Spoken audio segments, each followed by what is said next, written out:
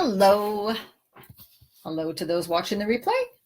And I'm just looking up something. I'm on my computer, so excuse me for a minute. I am looking up something to help with the video.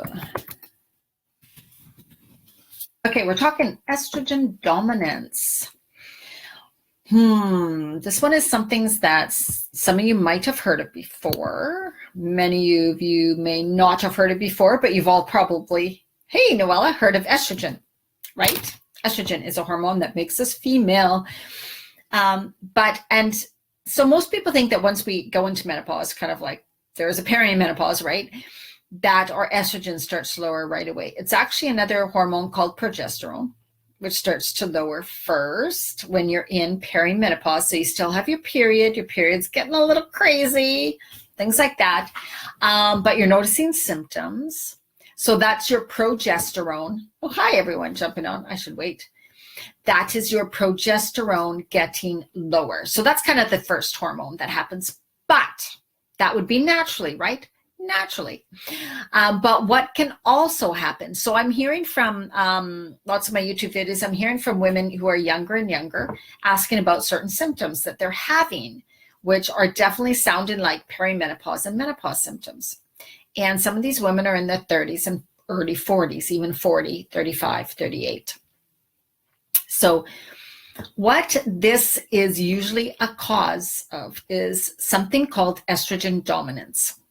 So you have testosterone, estrogen, and progesterone. Now there's different kinds of estrogen, okay?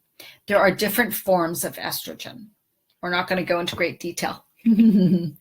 Oh, hi from Australia. Well, hi. So nice to have you here. You are in our tomorrow. It is Tuesday there.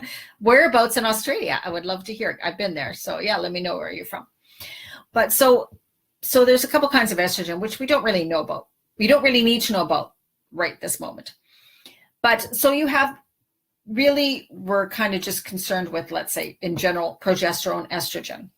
When we're feeling balanced, when we're in our 20s and 30s, in a normal situation with good, healthy food, then Gold Coast, oh my God, love it there. Yes, I guess you are. When you are in a normal hormonal phase, right? You have the progesterone, estrogen, they're like this, whatever. And also testosterone. So when you're younger, you have a good, healthy sex drive. You develop good muscles quite fast. You heal faster. All of that, right? Testosterone. So they're all kind of like this. When you begin to go through some of the changes, naturally, we're talking not from the environment. We're going to talk about how the environment and how plastics affect our hormones and foods. Naturally, what would happen is progesterone would start to drop, because that is the hormone that kind of first starts to lower. And then you're not able to get as pregnant as easy. Your periods start to act up. They're not as regular, right? So there you go. That's progesterone. So that starts to lower a bit. And so therefore, our estrogen is higher, right? It's not that. So that's what's kind of normal. So we have symptoms kind of higher estrogen, weight gain being one. Bloated, water retention, right? Higher estrogen. Then, so the issue, that would be the normal as women used to age in most cases, right?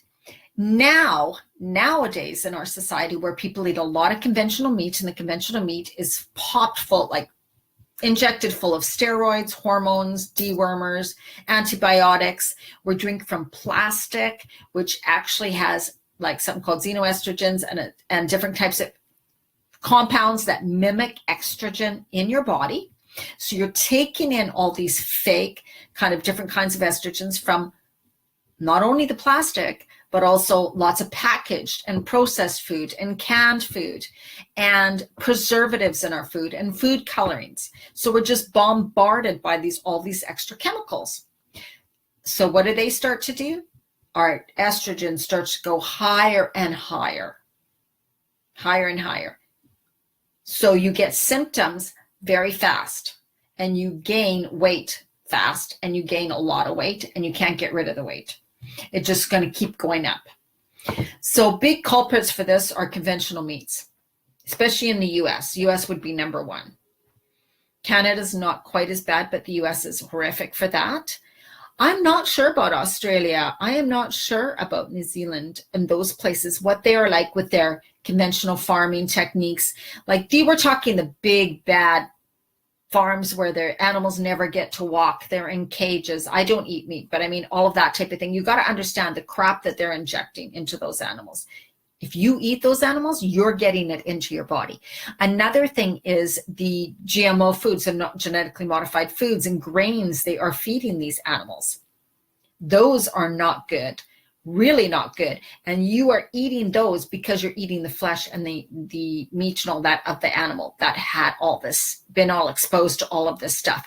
And the antibiotics they feed them. So you got to think about, kids that have had lots of antibiotics, they develop very weak immune systems. And also when superbugs or when bugs are exposed, like viruses, bacteria, they mutate and they become very, very strong. Pretty soon they're resistant to certain antibiotics.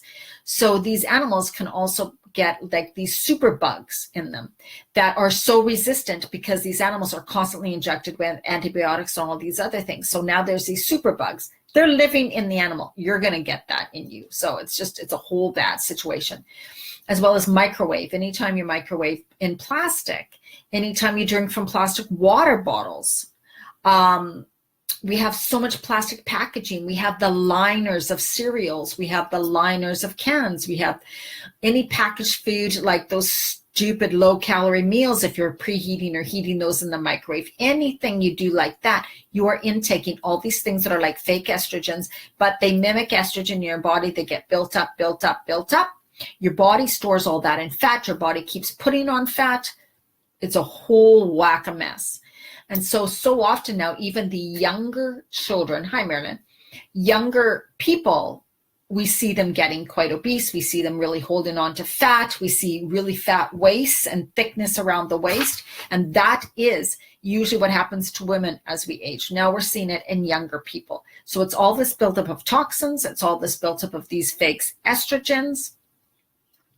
And you get things like fibroids, cysts, swelling breasts, sore breasts, larger breasts, crazy periods, just wacko all over the place, pain, headaches.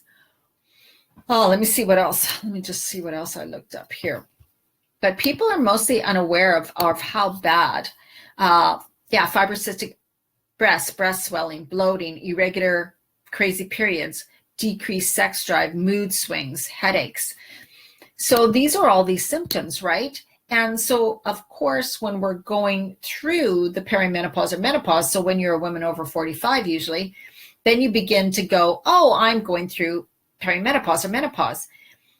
But also, I want you to realize that some of the symptoms and some of the things that could be going on in your body can also be alleviated or to some degree because of getting rid of the fake estrogens. So the plastics, the microwaving, the conventional meats, stop eating the conventional meats because of all that stuff, right? So if you're going to eat meat, then you would get like the wild meat or the organic and grass-fed, pasture-raised, whatever, all of that, where none of that stuff has been pumped into it. So there are ways that you can help those situations. And it's really sad now. I just had another younger woman contact me, and I think she's in estrogen dominance, but she's only 40.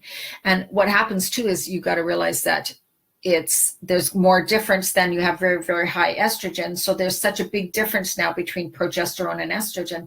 So now what do we have? A lot of infertility, people having a problem because your progesterone's so low, opposed to your estrogen. So there's a lot of things that even the younger women are going through, which is really sad, and not knowing why or what's going on. And just in the ability to understand this is what's going on. So you can look up estrogen dominance. You can look at why does this happen? Where would I get it from? You can Google that. It's really good to get educated on it. And then I'm going to read a couple things from a book too, okay? The book is Hormone Reset. You'll probably see it backwards. So, estrogen dominance. So doctors will not know what that is. If you're below the age of almost 50, they'll probably say you're crazy, right? So there's a lot of things. Where is it talking about? Conventional meat. The connection between meat and estrogen is profound. When you eat conventionally raised red meat, estrogen overload is more likely. In the meat, the type of bacteria cultivated in the guts of people who eat a lot of meat. So they talked about hormones in the meat and the type of bacteria cultivated in the guts of the people who eat that meat, or combination of these factors, is what causes a lot of the problems and the estrogen dominance. Estrogen dominant conditions.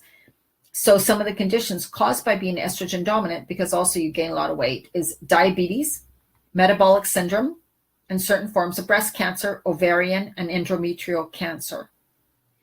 Scientists know that estrogen dominance is a common root cause of all of those conditions, all of them, right? So it's pretty serious. So here's about the cattle. Standard practice for cattle is to treat them prolifically with antibiotics and dewormers, thereby breeding bacterial and parasite resistance and leading to the rise of superbugs, which can trigger hard to treat infections and foodborne illnesses. There's been a group that determined that 55% of beef, it's an environmental group, 69% of pork, and 81% of turkey meat contains superbugs. So you have your steroid hormones. 6 steroid hormones are pumped into feedlot cattle in order to fatten them up, so there's more income per animal. Then you have the organic pollutants. These are synthetic chemicals that may act as xenoestrogens, which are fake estrogens, but they mimic estrogens in your body. Fake estrogens in the body and raise your level of endogenous estrogens, resulting in estrogen dominance. So, and they're talking about the organic pollutants too can cause leaky gut and inflammation because they just affect the gut so bad, right? Then poor nutrient density. Grain-fed meat, so those feedlot cattle and stuff are fed these, like we talked about, the grains, which are often GMO, which have very low nutrients. So the grain-fed meat is lower in vitamin A, B, C, and E, conjugated linoleic acid, but it's higher in omega-6 fatty acids, and the omega-6 fatty acids are the ones you don't want to have a high amount of. Too much omega-6 compared with omega-3 leads to inflammation and more fat storage. See, that's huge, more fat storage. Grain-fed beef shows a ratio of 8:1, so 8 times more omega-6 than omega-3, and that's really dangerous for you. Then there's genetically modified grains, which is usually corn, is used to feed animals, and consuming those animals may cause leaky gut syndrome and hormone disruption again. When you eat fat from the conventional animal meat, these toxins enter your gut and are sent to the liver. Your liver doesn't know what to do with them, so they send to the fat stores, accumulating and magnifying in quantity over time. Your fat tissue eventually starts to release more toxins into your bloodstream, which is tied to obesity, insulin resistance, and breast cancer. As your tissue releases toxins, your body gets the message to store even more fat. Do you see this, you guys? This is how it is such, I got to share this video, a crazy,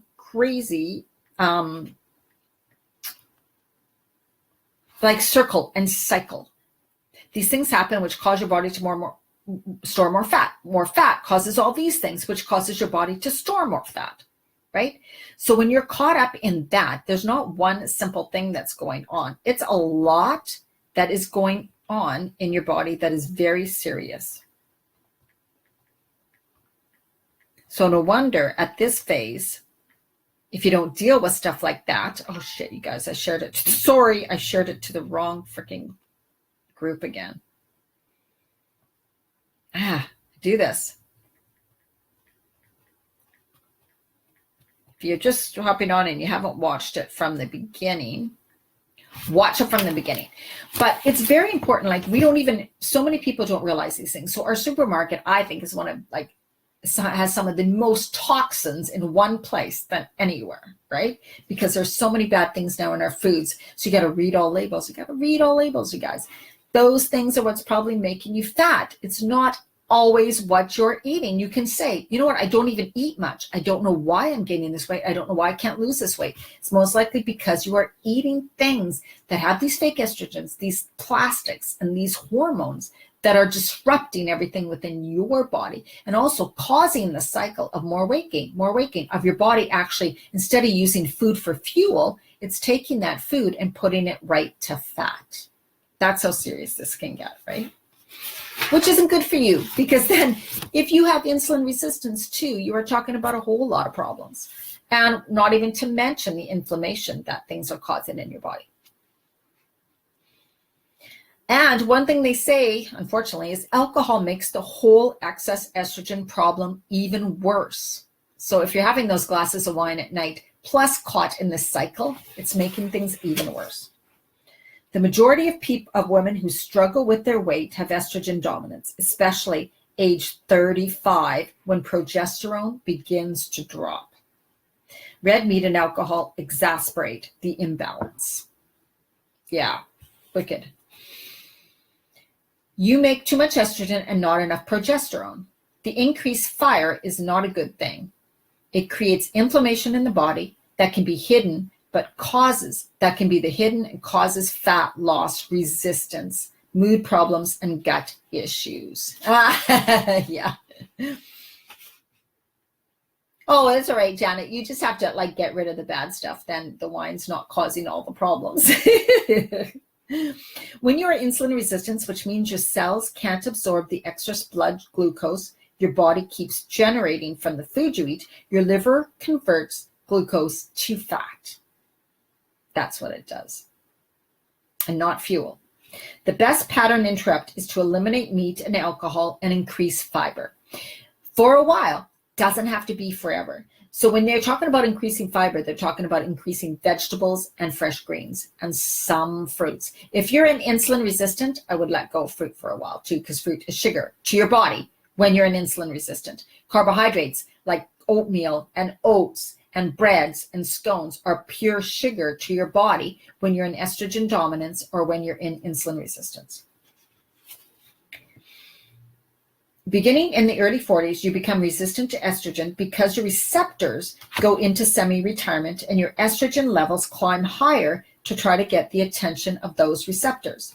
Your memory falters, you feel irritable, and fat attaches like crazy glue to your weight. You are now efficiently resistant to fat loss, regardless of your weight, and it gets even worse in menopause. So this is what they say. So what do they say? Eliminate meat and alcohol for a while and increase fiber. The solution to forego meat and alcohol and consume 1 pound at least of vegetables a day. Too much estrogen keeps you fat by creating a vicious cycle. And she just kind of talks about this. All the studies are done and about the estrogen dominance is the main reason women have a harder time losing weight regardless of age when compared with men.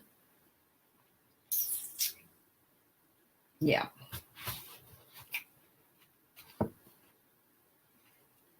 Cheeses, dairies, really bad. Refined carbohydrates, simple carbohydrates, stress, alcohol, all of those things relate to resistant weight loss, which means your body will not release the weight.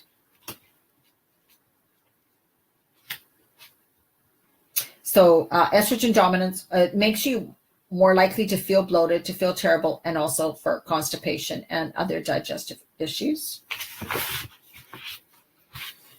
Okay, I'm just seeing what else I can find here. Let's.